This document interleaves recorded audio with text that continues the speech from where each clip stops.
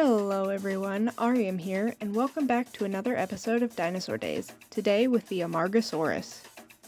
Amargasaurus is a sauropod dinosaur, which if you grew up on Land Before Time like I did, would mean you know this family of dinosaurs as the long necks, for obvious reasons. Only one skeleton of this dinosaur has been discovered so far in what is now modern-day Argentina. However, the skeleton is almost fully complete, meaning that even though there's only one specimen, we know a lot about this dinosaur. Now, obviously, we can learn a lot from a single skeleton, but size can be a bit tricky because it's hard to tell whether or not the skeleton was average, whether it was an adult or a sub-adult, whether it was male or female, and whether it was within the normal range of its species. But based on the skeleton that we have, Amargasaurus is estimated to be about 30 to 40 feet long and about 2 to 4 tons, which is gigantic, but for a sauropod, he's actually pretty little.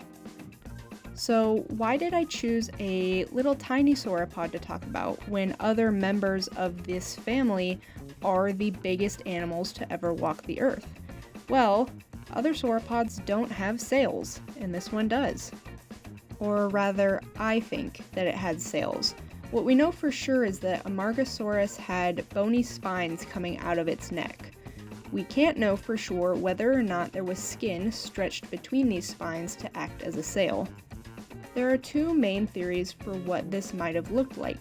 Either the Amargasaurus had bony spines covered with a keratin sheath sticking out of its neck, or it had spines covered with a skin sail.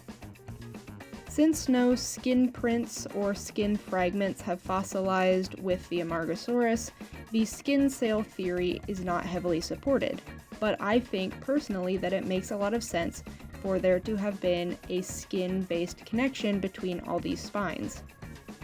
Other prehistoric animals that are confirmed to have had sails, like Dimetrodon and Spinosaurus, had similar structures to the Amargasaurus.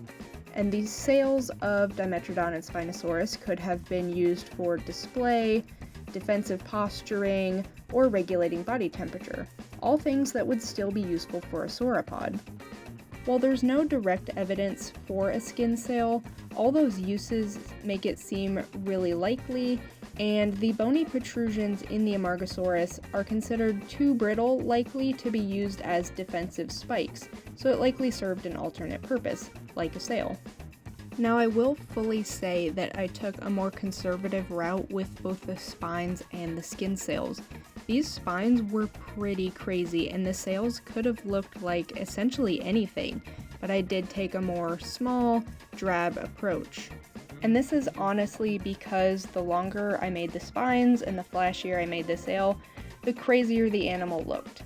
And while that's probably completely realistic, it definitely hit a little bit of an artist insecurity, and I went with a little bit more of a laid-back approach, but maybe we can consider this an immature or sub-adult specimen who hasn't quite grown into his sail yet. That's all for today, so everyone make sure to go out, do something good for yourself, and always remember to smile.